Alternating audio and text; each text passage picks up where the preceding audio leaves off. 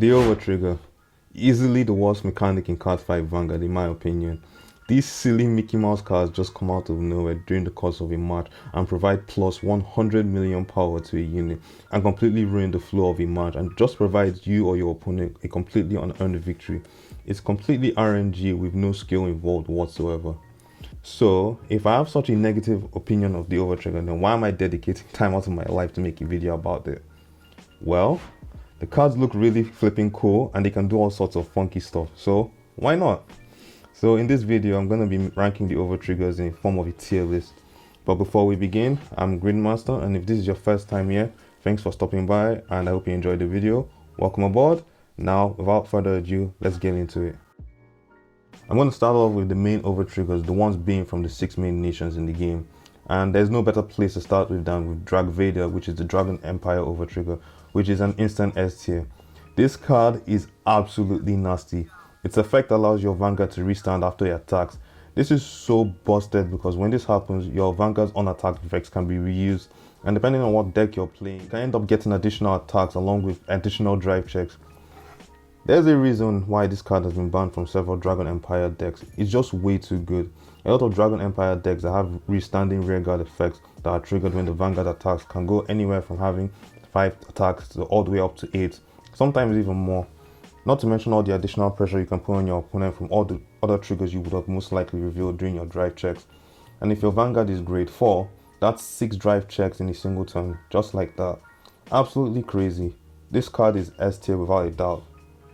Next up, we have the Lyrical Monsterio Overtrigger, which is going in D tier. As far as the main 6 Overtriggers are concerned, this one is easily the worst of the bunch. It's just a glorified front trigger which provides plus 10k power to both the front and the back row. Most of the Lyrical Monsterio decks out there don't even run this card and instead opt for one of the Crate Elementals instead. Well, on the bright side, if your opponent drive checks this card during their turn, you at least don't have to worry about them getting all funky on you with some of the brutal effects that the other Overtriggers have. So yeah, D tier. The next OT in this tier list is the Keter Sanctuary Overtrigger. I have this in B tier. This card is pretty decent depending on what deck you're playing. Similar to the Lyrical OT, most Keter decks tend to not run this card and instead opt for one of the Crate Elementals instead. The Keter Sanctuary Overtrigger's effect is, when revealed, your rear guards can perform drive checks. Depending on when this card is drive checked, it can be a really good card in my opinion, especially for a deck like Bastion that runs a lot of grade 3s, making it possible to go from 2 to potentially 6 drive checks in a single turn, giving you a lot of hand advantage for your opponent's upcoming turn. Overall, this is a pretty decent card, so I think B tier is well deserved. Up next is Stoicheia. Hope I got that pronunciation right. Anyway, I have this in A tier. This card is literally all the other core triggers in one, with the additional benefit of getting the plus 100 million power. There's a reason why this card is known as the Omni Trigger. While not being as deadly as Drag Vader, this card is still really good because of the amount of effects it has. It draws you a card, gives you an extra critical, so on and so forth, and it can just completely alter the flow of a match in a single turn, and overall it's pretty annoying to go up against, like most Overtriggers in this tier list. So yeah, A tier I think is well deserved for this card. For Brand Gate, we have Elder Ref, which is an easy S tier. Similar to Drag Vader, this card is absolutely disgusting. Its effect doubles the power and critical of your front row, as if 100 million power wasn't already enough. Here's Elder Breath just giving 200 million power. Even if you damage check the Overtrigger yourself, you just can't protect yourself from the sheer power that Elder Breath grants, as there's no conceivable way to guard unless you have a perfect guard. And if your opponent just drove check a extra critical, or they had an effect that rules their Vanguard's critical and then drive check Elder Breath, that's like 4 criticals in one attack plus 200 million power.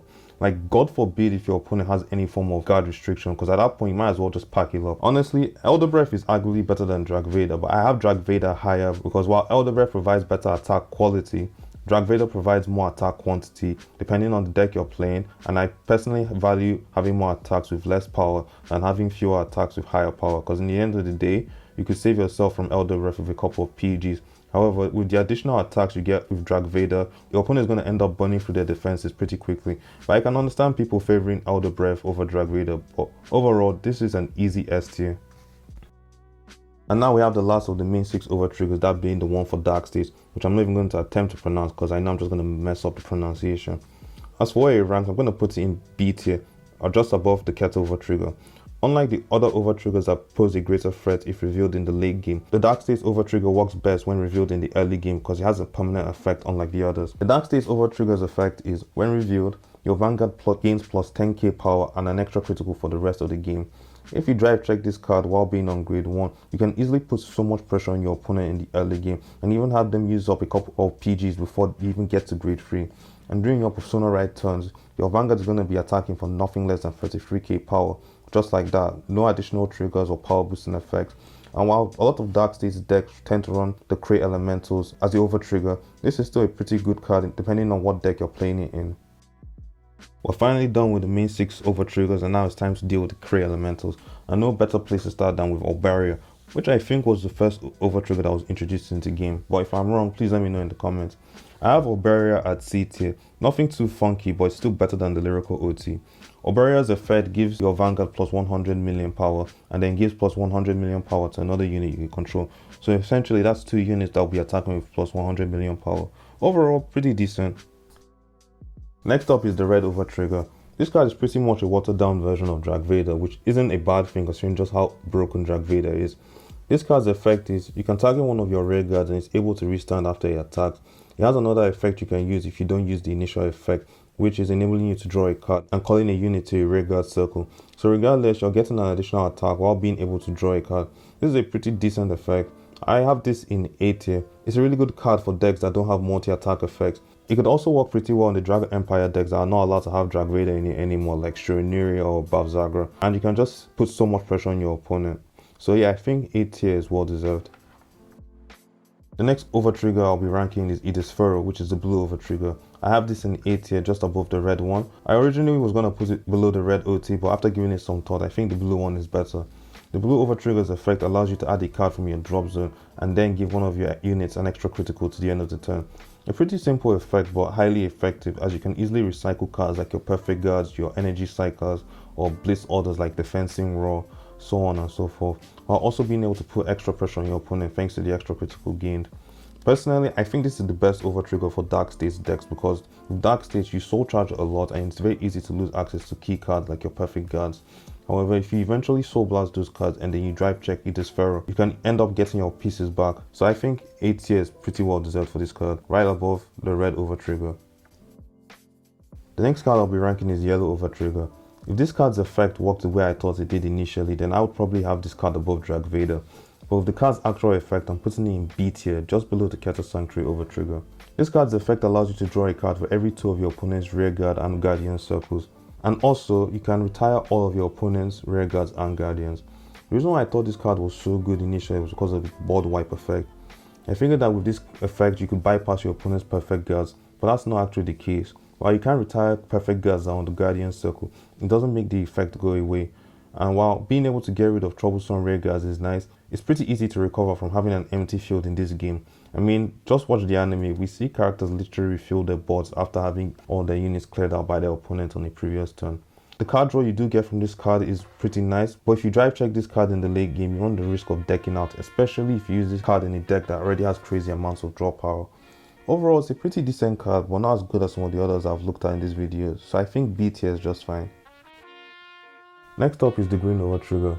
As of the recording of this video, this card has not yet come out in the English version of the game. However, I thought I should still mention it in this video. Its effect allows you to give a unit you control drive +1 and an extra critical to the end of the turn. A bit similar to the blue Overtrigger, but not as good in my opinion. But this is still a pretty decent card that's well deserving of A tier. Below the blue OT but above the red one. This card is good because thanks to the additional critical and drive you get, you can put a lot of pressure on your opponent while getting an additional card. Overall, pretty decent, and I can see this being used in a lot of decks when it comes out in the upcoming set. For the last of the Crate Elementals, we have the purple Overtrigger, which is going in S tier. This is easily the best Overtrigger amongst the Crate Elementals.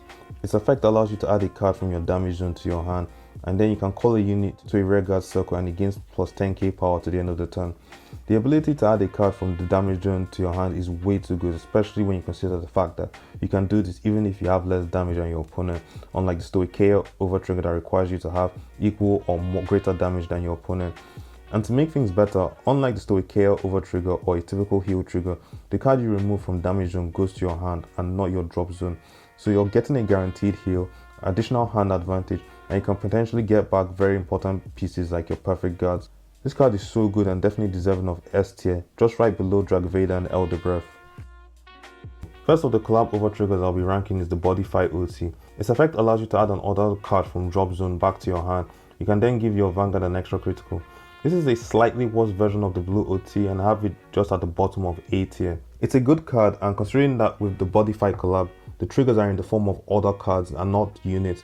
This means you can retrieve a trigger from your drop and able to build up your defenses for subsequent turns. Also, the critical is nice, but although unlike the blue OT, only the Vanguard can gain the extra critical, but it's by no means bad. So I think A tier is well deserved. The next of the collab overtriggers is the Shaman King Overtrigger. This is another S tier card. I originally had it in B tier until I had another look at its effect. Its effect is, when revealed, it allows you to deal 1 damage to your opponent's Vanguard. This is a really cool effect considering how rare burn damage effects are in Cardfight Vanguard. The reason I have this card in S tier is because unlike other burn damage effects in this game that only work if your opponent is on 4 or less damage, this works regardless of how much damage your opponent has. Meaning if your opponent is on 5 damage and you drive check this card, you can just ping them for 1 damage and you win on the spot. Which is honestly such a lame way to win, and it's just further proof on why the Overtrigger is such a terrible mechanic. But for the context of this video, this is a really great card, so yeah, S tier is well deserved. The last collab Overtrigger and the last card for this video is the Record of Ragnarok Overtrigger. I have this card in C tier right above Obaria. Its effect gives plus 10k power to all front row man, god or Valkyrie units, and you can then restand one of your rear guards. Similar to the Lyrical OT, this card is a glorified front trigger, but with the restand effect you get, this makes it way better than the Lyrical OT in my opinion, so I think C tier is well deserved. And that's it. After making this video, my thoughts are still the same. The Overtrigger is a terrible mechanic and Cardfight Vanguard would be a much better game if Bushiroad simply got rid of it. But at this point I know it's not gonna happen, so it is what it is. If you made it to the end of this video, I really appreciate it, and if you have anything you would like to add, feel free to drop it in the comment section. And yeah, what do you think of the Overtrigger? Do you think it's a good or bad addition to the game? Let me know. And that's all I have to say for now. See you all in the next video, and God bless you.